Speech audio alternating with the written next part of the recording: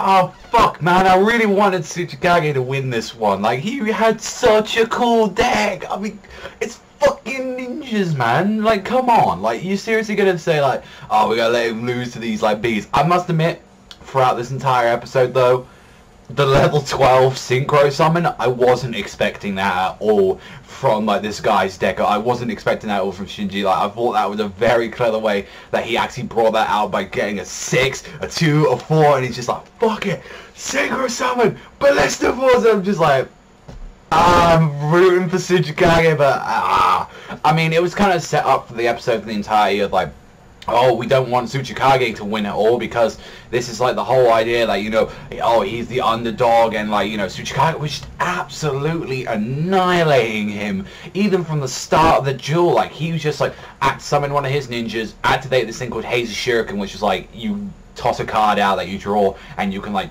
deal 300 points of damage, which doesn't sound that, like, intimidating when you think about it, but for what he was doing with it, it was pretty goddamn nasty what he was doing with it. Like, he was getting all the action cards that he was drawing and just throwing them away, and just like, there you go, throw 300, like, immediately dealing 900 straight off the bat, and he just kept doing this and decimating it. Not to mention as well, the ninjas are pretty goddamn strong that he had, like 3,000 defense, and then he had, like, if the two monsters combined, like, had together, they were actually able to, like, stop you from even attacking, and then even if you could attack, you had the 3,000 beat stick, like, that. He fucking had this going. Like, Shinji's deck was kind of interesting. It was the bee force. It was, actually an entire deck made of bees, and, like, the entirety throughout the episode was very interesting, as, like, he was, like, screaming out to everyone about, like, you know, the bullshit of the tops, and he was, like, showing more of what he's been treated through. Like, he got kicked out of his own, like, foster home when he was a child. Like, he had to deal from the tops. Like, even the tops, when they dueled him, when he didn't take any of his cards because I think they're trash. I'm like,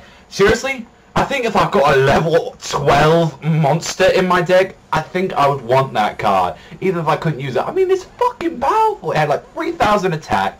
It can take away every single monster's, like, attack and defense by 500 by banishing, like, the B-Force cards. And it has piercing damage? That's a pretty goddamn good, like, level 12 card. Obviously, there's some more powerful cards, like Shooting Quasar Dragon and stuff like that, although Quasar's a little bit more harder to get out than the others, because I think you have to use Synchro monsters, and you also have to use, like, I think up to the limit of 3 to 4, like, Synchros on it. Like, I forget it because I don't remember Quasar too much like that, but I remember Quasar was fucking broken when you got him out. But even so, like, when we went throughout this episode, like, I was rooting for Tsukikage, and of course Rada was like, oh, lose, and I feel like that could be some hinting at something like, maybe, you know, like, because I wouldn't be surprised if, like, something like that, Rada has the ability to affect things like that, because, hey, it's Yu-Gi-Oh! They can do that. But, like, the guy, the security guy, is that Strong Ishiyama from, like, the start of the series? Like, I'm like, wait, what? Is that him? Like, if I remember, that's the guy in 5Ds, if I remember that, he thought. Like, or, like, so I'm very curious about what exactly that is, because if I remember, that was, like, one of the first duels that he went against or something like that in, like,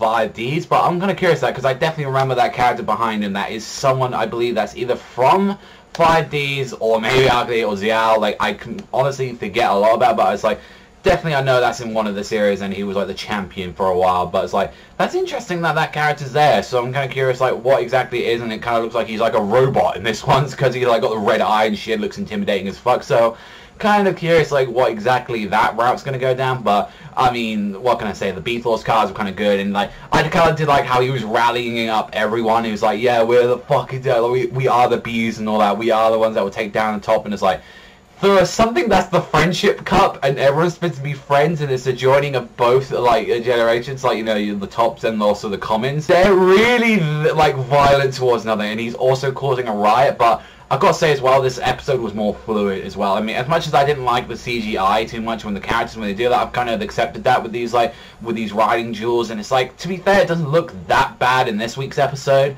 and not to mention as well, it was a very good fight. I like the cards that they brought out.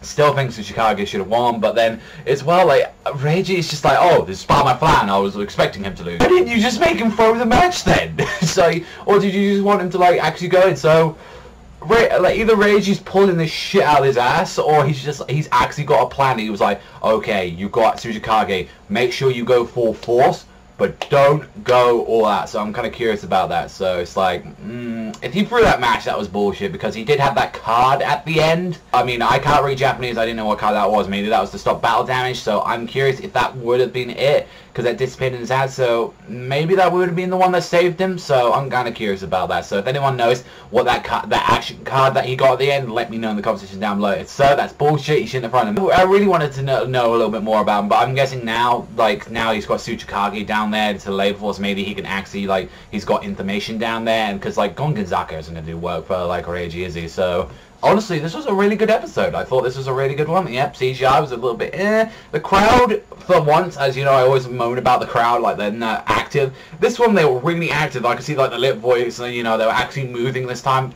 1 or 2 times I noticed that did happen, though. So it's like, they're kind of not getting a little bit lazy now, which I did like. And I'm really looking forward to next week, because it's Yuzu's duel. I'm like, finally, Yuzu's going to get a chance to shine in this, like, tournament. So I'm really looking forward to that.